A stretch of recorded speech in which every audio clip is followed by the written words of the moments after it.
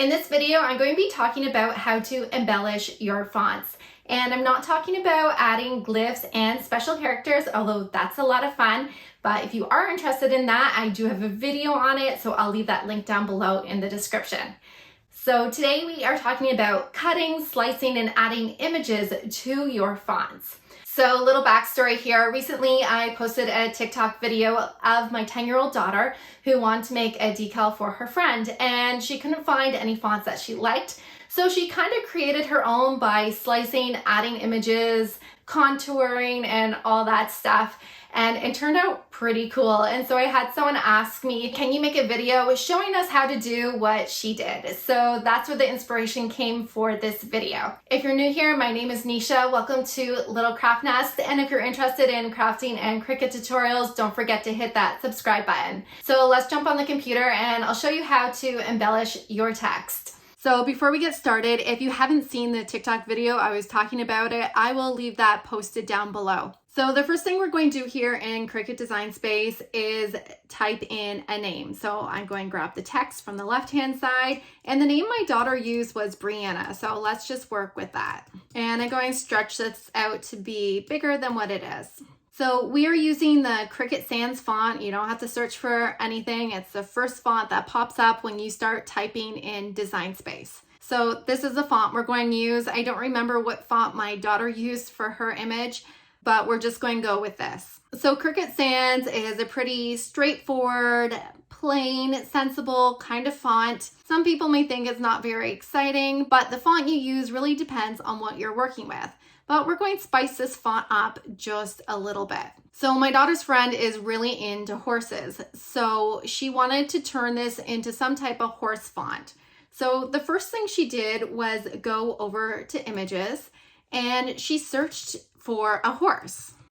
She hit that free button and the only horse she could find were these horses. So she decided to work with that. So we're going to click on this black horse here and press add to canvas. And let's move this aside here and we're going to make it bigger. Now she didn't want all the design on the horse, so she went down to the bottom right and pressed the contour button. And then we're just going to select hide all contours and then press the X. And so now we just have an outline of the horse, but she didn't just want a horse, she wanted a horse head. So the next step is to go over to shapes and we are going to grab the circle. Now let's make this a different color just so you can see it a little better here. All right, so we have this large purple circle here and I'm going to place it over the horse's head. And what we're going to do is slice off the top of the horse's head. I know, sounds a little morbid, but that's what we're going to do.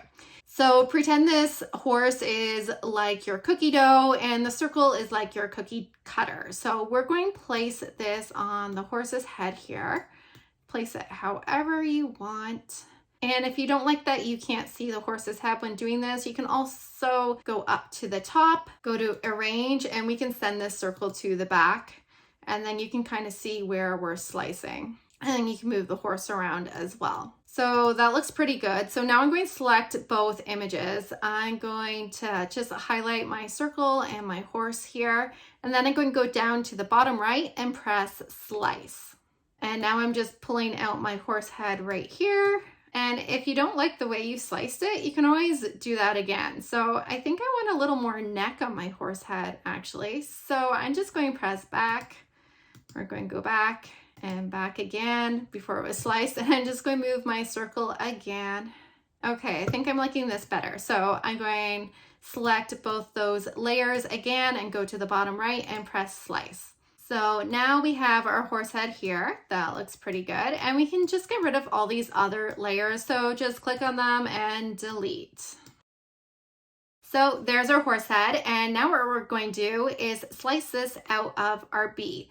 Now my daughter did this design on the iPad, and on the iPad, if you ungroup your letters, and you click on, let's say we click on this B here, you could go down to the bottom and contour your B just like we originally did with the horse. However, I'm on the desktop and for some reason it does not let me contour letters on the desktop. I don't know why. If you know why, let me know in the comments, but I do have a solution for that. So what we're going to do is grab another shape I'm just going to grab a circle and I'm going to line this circle up inside the bee here until that top hole is covered.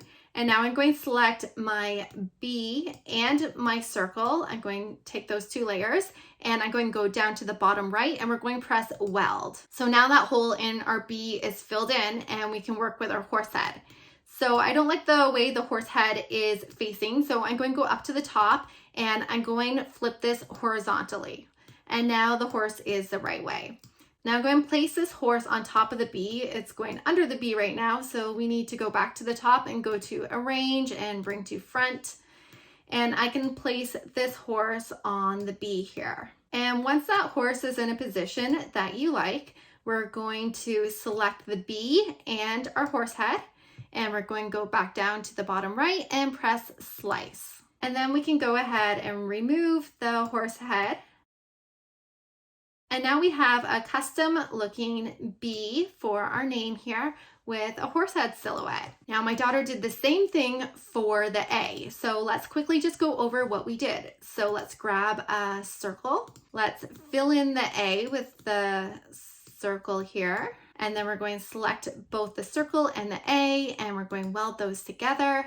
We don't need this one horse head, so let's get rid of him. And I'm going to use this black one here. And once again, I'm going to go to the top and just flip it the other way. That way our horses will be facing each other in the name. And I'm going to go to arrange, bring to front, and then line this up on my A. And when it's in a position that you are happy with, we can select the A and the horse and go down to the bottom and press slice again. And here is our A with its new hole in the center. And then we can go ahead and get rid of these horse heads. Now, something my daughter also did was got rid of the dot on the top of the eye. And like I said, we can't contour out that dot right now, so we need to get rid of that dot. So let's grab our circle once again, and I'm going to change the color here so you can see better what I'm doing. And I'm going to make this a little smaller, and I'm just going to place this on top of the eye dot until I can't see it. We're going to select the eye and the circle, and we're going to press slice. Now we can get rid of all of this. So get rid of the dots here and our circle. And now we're going to add a horseshoe to the top of our eye. Now, my daughter wasn't able to find a horseshoe, so she improvised. So she went over to text, and what letter looks like a horseshoe? Why, the letter U, of course. So we're going to do a capital U. So you could go ahead and use a Cricut Sans font if you wanted to. When my daughter saw what I was doing, she's like, Mom, don't use that same font. Use a different font, one that has little things at the top of it. So she went ahead and found a font for me, and she told me to use Copperplate. So we're going to change the U font to Copperplate. So I'm just going to search for that. And now we have these little marks sticking out at the top of our U, and it looks a little more like a horseshoe. And I think I'm going to bold this as well. So I'm just going to under style and I'm going to press bold. And now our horseshoe is a little thicker here. So to make this even more like a horseshoe, we're going to be doing some more slicing. So let's grab that circle once again, and I'm going to make it a different color. And you're just going to size the circle down to however big or small you want it.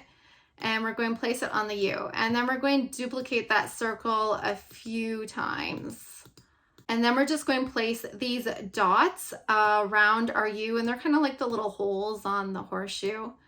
So just place them wherever you think they need to be.